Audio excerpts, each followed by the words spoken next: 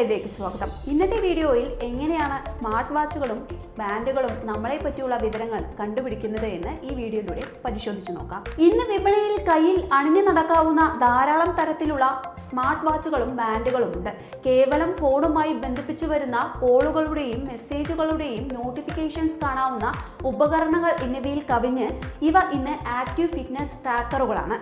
നമ്മൾ നടക്കുന്നതിന്റെ ദൂരം, എടുത്ത പടികളുടെ എണ്ണം, ഉറക്കത്തിന്റെ അളവ്, ഹൃദയമിടിപ്പ്, എത്ര നേരം അനങ്ങാതെയിരുന്നു, വിവിധ പ്രവർത്തനങ്ങൾ വഴി എത്രമാത്രം കലോറി ഊർജം ചിലവഴിച്ചു തുടങ്ങിയ ചില ഉപകരണങ്ങളിൽ ഭൂമിയിൽ എവിടെയാണ് നമ്മൾ ഇപ്പോൾ ആയിരിക്കുന്നത് എന്നിങ്ങനെ പല വിവരങ്ങൾ ഇത്തരം സ്മാർട്ട് ബാൻഡുകളും വാച്ചുകളും വഴി അറിയാൻ സാധിക്കും.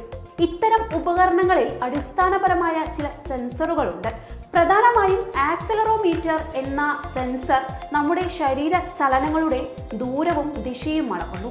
ഇതുവഴി നമ്മൾ എത്ര സമയം നിശ്ചലമായി ഇരുന്നു എന്നൊക്കെ കണ്ടെത്താൻ സാധിക്കും.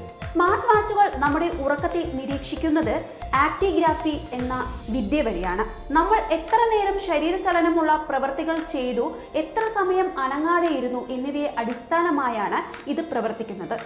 ഇവയെ അളക്കാൻ ആക്റ്റിഗ്രാഫ് യൂണിറ്റ് എന്നൊരു ഏകകവുമുണ്ട്.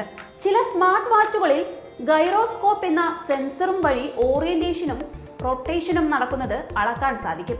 ഇങ്ങനെ കൈ നേരെ വെച്ചുള്ള ജോലികൾ ചെയ്യുകയാണോ ഉറങ്ങുകയാണോ എന്നിങ്ങനെ പല കാര്യങ്ങൾ അറിയാൻ പറ്റും. സമുദ്രനിരപ്പിൽ നിന്ന് എത്രത്തോളം ഉയരത്തിൽ ആണെന്ന് അളക്കുന്ന ഓൾട്ടിമീറ്ററുകളും ചില സ്മാർട്ട് വാച്ചുകളിൽ ഘടിപ്പിച്ചിട്ടുണ്ട്. പർവ്വത സഞ്ചാരികൾക്ക് ഇത് വളരെ ഉപകാരപ്രദമാകുന്നുണ്ട്. നമ്മുടെ കൈത്തണ്ട് പിടിച്ചുകൊണ്ട് ഹൃദയമിടിപ്പ് അളക്കുന്നത് അറിയാമല്ലോ.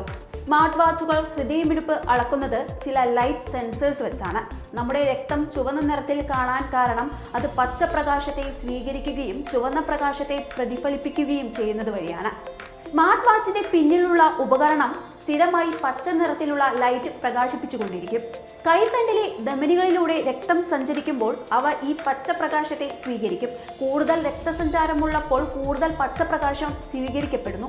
ഹൃദയമിടിപ്പ് കാരണം രക്തയോട്ടത്തിന്റെ വേഗത കൂടിയ സമയവും കുറഞ്ഞ സമയവും ഉണ്ടാകും.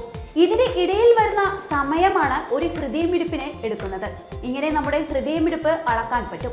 ഈ വിദ്യയ്ക്ക് ഫോട്ടോപ്ലേ സൈസ്മോഗ്രാഫി എന്നാണ് പറയുന്നത്. ഉപഭോക്താവ് ഇത്ര പടികൾ സഞ്ചരിച്ചു എന്ന് കണ്ടുപിടിക്കുന്നത് പെഡോമീറ്റർ വഴിയാണ്.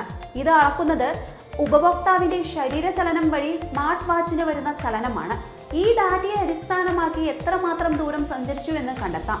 വില കൂടിയ ചില സ്മാർട്ട് വാച്ചുകളിൽ ഇത് കുറച്ചുകൂടി കൃത്യമായി GPS വഴി സാധ്യമാകുന്നു.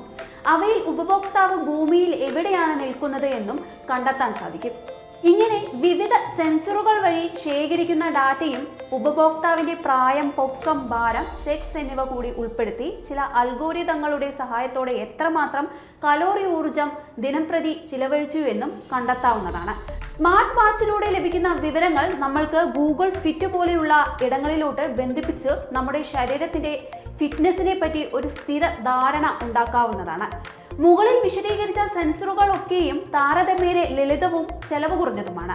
ആയതിനാൽ തന്നെ അവയിൽ നിന്ന് കിട്ടുന്ന റിസൾട്ട് ഒരു ആരോഗ്യവാനായ ശരാശരി മനുഷ്യന്റെ കാര്യത്തിൽ ഏകദേശ ധാരണ തരും എന്നല്ലാതെ പൂർണ്ണമായും റിലയബിൾ ചെയ്യാൻ സാധിക്കാവുന്നതല്ല.